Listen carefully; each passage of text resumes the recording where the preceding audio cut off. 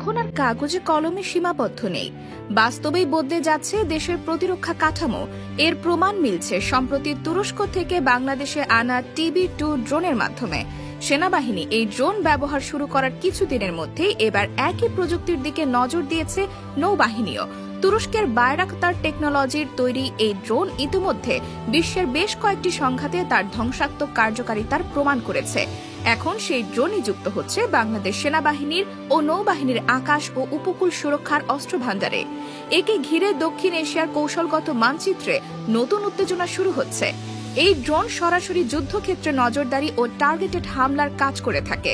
গোয়েন্দা তথ্য সংগ্রহ, শত্রুর গতিবিধি নিরীক্ষণ এবং প্রয়োজনে নির্দিষ্ট স্থাপনায় আঘাত হানার মতো কাজ করতে সক্ষম এই ড্রোন।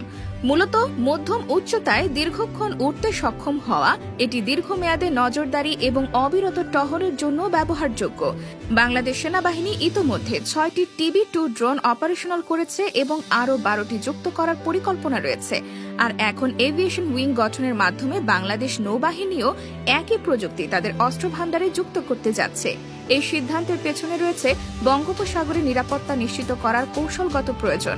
এই সমুদ্রে এখন প্রাকৃতিক সম্পদ এবং কৌশলগত অবস্থানও গুরুত্বপূর্ণ হয়ে উঠেছে। ভারতের সঙ্গে দীর্ঘকালীন সমুদ্র সীমা বিরোধ নিষ্পত্তির পর বাংলাদেশ এখন এই অঞ্চলে টেকসই উপস্থিতি প্রতিষ্ঠা করতে চায়। এরই অংশ হিসেবে এই ধরনের দূরপাল্লা নজরদারি ও আক্রমণে সক্ষম ড্রোন যুক্ত করার সিদ্ধান্ত নেওয়া হয়েছে। তুরস্কের TB2 ড্রোন গোটা বিশ্বের নজরে আসে আর্মেনিয়া আজারবাইজান যুদ্ধের সময়। সেখানে আজারবাইজানের সেনাবাহিনী এই ড্রোন ব্যবহার করে আর্মেনিয়ার স্থলভিত্তিক সামরিক ঘাঁটি, রাডার এবং ট্যাঙ্ক ধ্বংস করে দেয়। এরপর থেকে ইউক্রেন, সিরিয়া, ইরাক ও লিবিয়াতেও এই ড্রোন ব্যবহৃত হয়েছে এবং প্রতিবারই এটি নিজেকে একটি কার্যকর, নির্ভরযোগ্য এবং অর্থনৈতিকভাবে সুবিধাজনক যুদ্ধ উপাদান হিসেবে প্রমাণ করেছে। বাংলাদেশ যখন এই ড্রোন কিনছে, তখন তারা শুধু একটি প্রযুক্তি নিচ্ছে না, তারা একটি যুদ্ধ নীতির পরিবর্তনের দিকেও এগোচ্ছে। বর্তমানে বাংলাদেশ সেনাবাহিনীর 67তম ডিভিশন এই ড্রোন ব্যবস্থাপনার দায়িত্বে রয়েছে। 300 কিলোমিটারের রেডিয়াসে টানা 24 ঘন্টার বেশি সময় টহল দিতে সক্ষম এই ড্রোন এখন দেশের উত্তর পূর্বাঞ্চলীয় সীমান্তে সক্রিয় রয়েছে। বিশেষ করে মেঘালয়, মিজোরাম ও ত্রিপুরা সীমান্তের বেশ কিছু এলাকায় নজরদারি বাড়াতে এগুলোর কার্যকারিতা অত্যন্ত গুরুত্বপূর্ণ হয়ে উঠেছে। সাম্প্রতিক এক ঘটনায় দেখা যায়, একটি বাংলাদেশি ড্রোন ভারতের ত্রিপুরা সীমান্ত অতিক্রম করে ভারতের ভূখণ্ডে প্রবেশ করে এবং গোয়েন্দা নজরদারি তথ্য সংগ্রহের অভিযোগ ওঠে। ভারতের পক্ষ থেকে দাবি করা হয় যে ওই ড্রোনটি এরিয়াল সার্ভে ছাড়াও স্পর্শকাতর তথ্য সংগ্রহে নিয়োজিত ছিল।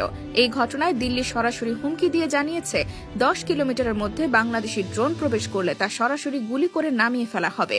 তাদের এই অবস্থান বাংলাদেশের সামরিক অগ্রগতিকে চাপে রাখার কৌশল হিসেবেই ব্যাখ্যা করছেন কৌশল বিশ্লেষকরা। কিন্তু এসব হুমকিকে উপেক্ষা করে বাংলাদেশ সেনা ও নৌবাহিনী তুরস্কের কাছ থেকে TB2 এর পাশাপাশি আরও উন্নত ভার্সন TB3 ক্রয়ের প্রস্তুতি নিচ্ছে। TB3 ড্রোনের অন্যতম সুবিধা হচ্ছে এটি কম স্পেসে ল্যান্ডিং ও লঞ্চিং করা যায়। ছোট ডেক বা যুদ্ধজাহাজ থেকেও এটি ব্যবহারযোগ্য হওয়ায় নৌবাহিনীর জন্য এটি অত্যন্ত কার্যকর একটি সংযোজন হবে। বঙ্গোপসাগরে বাংলাদেশ যে সব ছোট বিমান ঘাঁটি ও সামরিক স্থাপনা তৈরি করছে, সেখানে এই ড্রোন সহজেই যুক্ত করা সম্ভব হবে। এতে শত্রু উপস্থিতি শনাক্ত করে নির্দিষ্ট স্থানে অস্ত্র নিক্ষেপের সক্ষমতা তৈরি হবে। এই প্রেক্ষাপটে তুরস্কের সঙ্গে বাংলাদেশের সামরিক সম্পর্ক একটি ভিন্ন উচ্চতায় পৌঁছেছে। একসময় যে বাংলাদেশ বিভিন্ন আন্তর্জাতিক শর্তে জর্জরিত হয়ে অস্ত্র কিনত, আজ সেই দেশ সরাসরি এমন একজন সামরিক মিত্রের কাছ থেকে প্রযুক্তি নিচ্ছে যারা শর্তহীন, অল্প খরচে এবং কৌশলগত সমর্থন সহ প্রযুক্তি হস্তান্তর করছে। এই সহযোগিতার কারণে ভারত, মিয়ানমার সহ অন্যান্য প্রতিবেশী দেশের সঙ্গে শক্তির ভারসাম্য নতুনভাবে বিন্যস্ত হচ্ছে। তুরস্কের বায়রাক্তার টেকনোলজি ইতোমধ্যেই বাংলাদেশে নিজস্ব ড্রোন কারখানা স্থাপনের আগ্রহ প্রকাশ করেছে। বাংলাদেশের পক্ষ থেকেও এই সম্ভাবনার উপর গুরুত্ব দেওয়া হচ্ছে।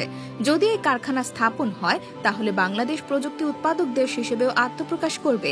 এই ধারায় TB2 ড্রোন যুক্ত হওয়ার মাধ্যমে যেমন আকাশপথে নজরদারি ও টার্গেটেড স্ট্রাইকের সক্ষমতা তৈরি হচ্ছে, তেমনি সামগ্রিক সামরিক কৌশলও পাল্টে যাচ্ছে। একটি সামরিক দৃষ্টিভঙ্গির প্রতিফলন, যেখানে যুদ্ধক্ষেত্রে গতিশীলতা, তথ্য সংগ্রহের গতি ও নির্ভুল আঘাতের ক্ষমতা সর্বোচ্চ গুরুত্ব পাচ্ছে। এই পরিবর্তন এত দ্রুত ঘটছে যে বাংলাদেশ সেনাবাহিনীর মধ্যে এখন পৃথকভাবে ড্রোন অপারেশন ও নিয়ন্ত্রণ ইউনিট গঠন করা হয়েছে। সেনা সদর দপ্তর থেকে সরাসরি এই অপারেশন তদারকি করা হচ্ছে। TB2 ড্রোন চালাতে যারা নিযুক্ত হচ্ছেন তাদের তুরস্কেই প্রশিক্ষণ দেওয়া হচ্ছে। ইতোমধ্যে 3 ব্যাচ বাংলাদেশি অফিসার ও প্রযুক্তিবিদ তুরস্কে গিয়ে এই ড্রোন অপারেশনের প্রশিক্ষণ সম্পন্ন করেছেন।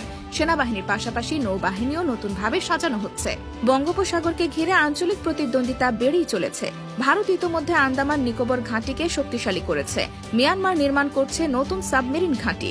চীনও কার্যত বঙ্গোপসাগরে তার প্রভাব বিস্তার করছে। এই অবস্থায় বাংলাদেশ তার নৌ সক্ষমতা বাড়াতে গিয়ে নির্ভর করছে টেকসই, আধুনিক এবং রিয়েল টাইম রেসপন্স সক্ষম এমন প্রযুক্তির ওপর। TB2 ড্রোন এখানেই বড় ভূমিকা রাখছে। নৌবাহিনী এই ড্রোন ব্যবহার করবে উপকূলীয় অঞ্চলে, বিশেষ করে পায়রা ও চট্টগ্রাম সমুদ্র বন্দর সংলগ্ন এলাকায় নজরদারি জোরদার করতে। এর পাশাপাশি সেন্ট মার্টিন, টেকনাফ, কুতুবদিয়া সহ যেসব এলাকায় পাচার, অবৈধ অনুপ্রবেশ ও বিদেশি জাহাজ চলাচলের অনিয়ম ঘটে সেসব নিয়ন্ত্রণেও ড্রোনের কার্যকারিতা বড় ভূমিকা রাখবে। এসব এলাকার ওপর সরাসরি নজরদারি ও সংকেত ভিত্তিক আগাম প্রতিরোধ ব্যবস্থা গড়ে তুলতে এই ড্রোন ব্যবহৃত হবে। বাংলাদেশের প্রতিবেশী রাষ্ট্রগুলো এই সামরিক শক্তি বৃদ্ধিকে সহজভাবে নিচ্ছে না। ভারতের প্রতিরক্ষা দপ্তর একাধিকবার সীমান্তবর্তী এলাকায় ড্রোন উঠতে দেখার অভিযোগ তুলেছে এবং সরাসরি হুমকি দিয়েছে তা গুলি করে নামিয়ে দেওয়ার। তবে ভারতীয় সেনাবাহিনী এখন পর্যন্ত এর কোনো কার্যকর প্রযুক্তিগত প্রতিরোধ দেখাতে পারেনি। সাম্প্রতিক এক ঘটনায় দেখা গেছে ত্রিপুরার বাল্লুখাই গ্রামের সীমান্ত পার করে বাংলাদেশে একটি ড্রোন ঢুকে পড়লেও ভারতের প্রযুক্তিবিদরা তার ফ্লাইট ডেটা বা কন্টেন্ট উদ্ধার করতে ব্যর্থ হয়েছে।